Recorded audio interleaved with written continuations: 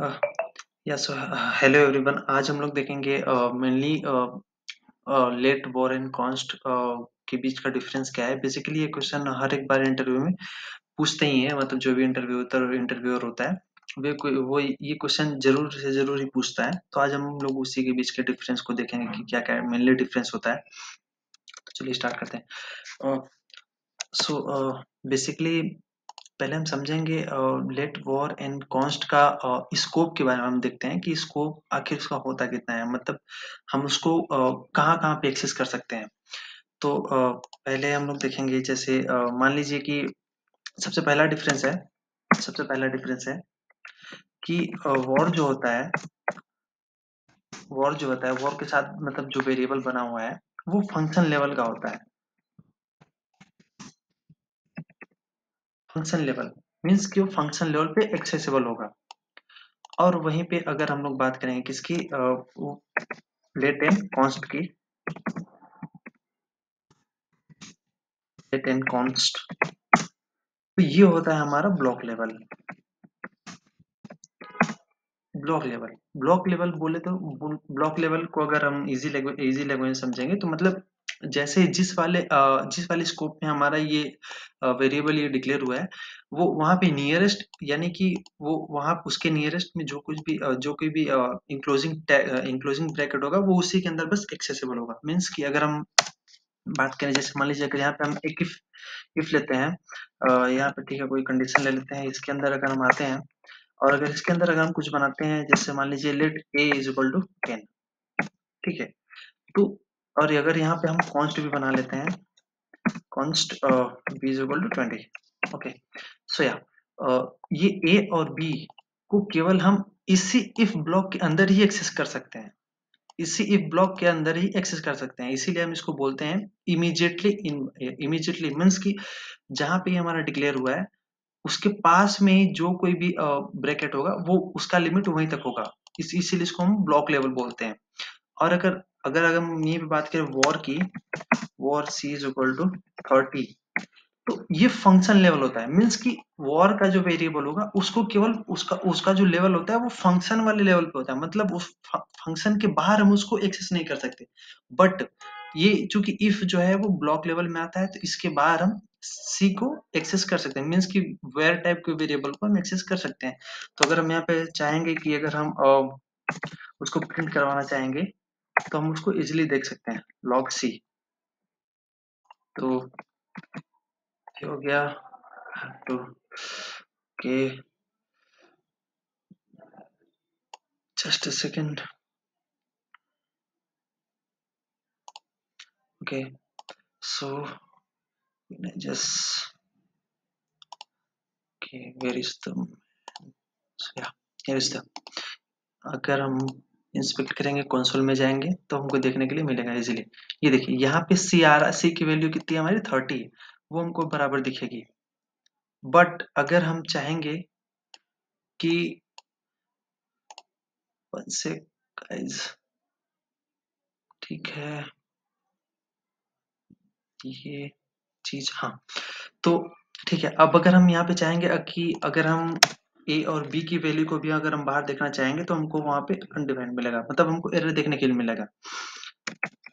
तो ये, और इसके साथ हम बी भी लेते हैं।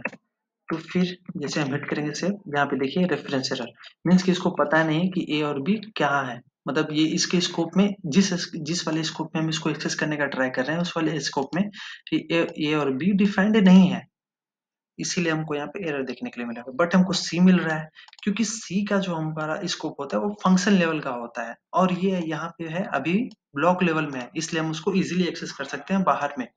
ये बात बहुत ध्यान में रखिएगा कि अगर इस ब्लॉक लेवल के अंदर अगर हमारा लेट एंड कॉन्स्ट को अगर डिक्लेयर किया गया है, इनिशियलाइज किया है किसी वैल्यू से, तो हम उसको बाहर में एक्सेस नहीं कर सकते।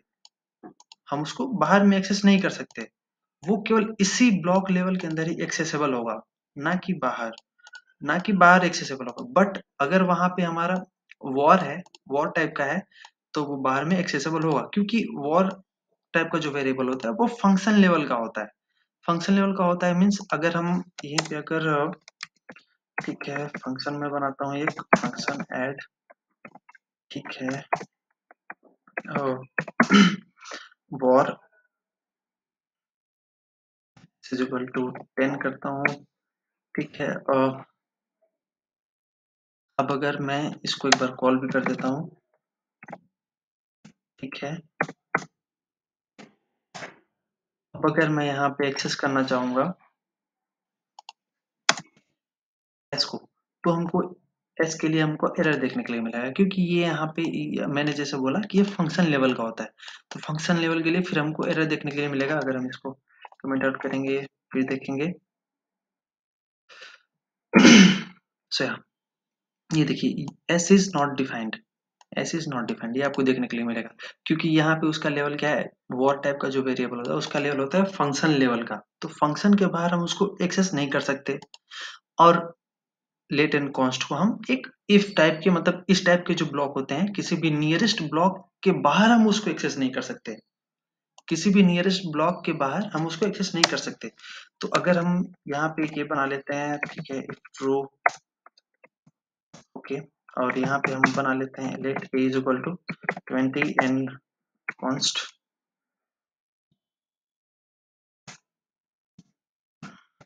Const b is equal to 30, ठीक है। और यहाँ पे इसके अंदर हम क्या बनाएंगे, लेट सॉरी लेट नहीं वॉर हमको चाहिए, let var c is equal to 40। So अब अगर हम इसके बाहर अगर इसको इन दोनों को एक्सेस करना चाहेंगे तो ये इजीली एक्सेसिबल होंगे, नहीं होंगे,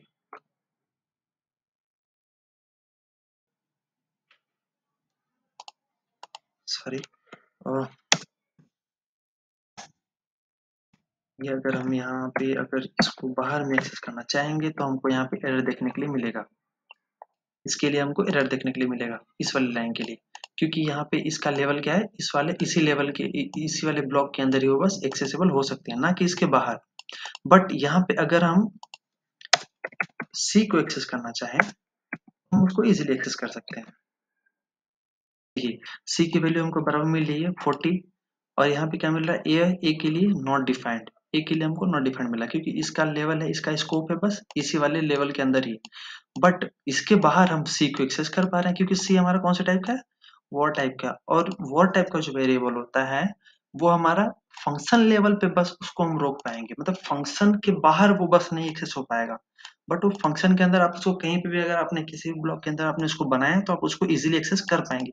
जैसे कि यहाँ पे हमने बनाया हुआ है सी को इस वाले ब्लॉक के अंदर बनाया है, और हम उसको बाहर में एक्सेस करना चाहते हैं तो हम उसको इजीली एक्सेस कर पा रहे हैं। तो ये है मेनली डिफरेंस इसका ये है। और एक बहुत बड़ा डिफरेंस है, जस्ट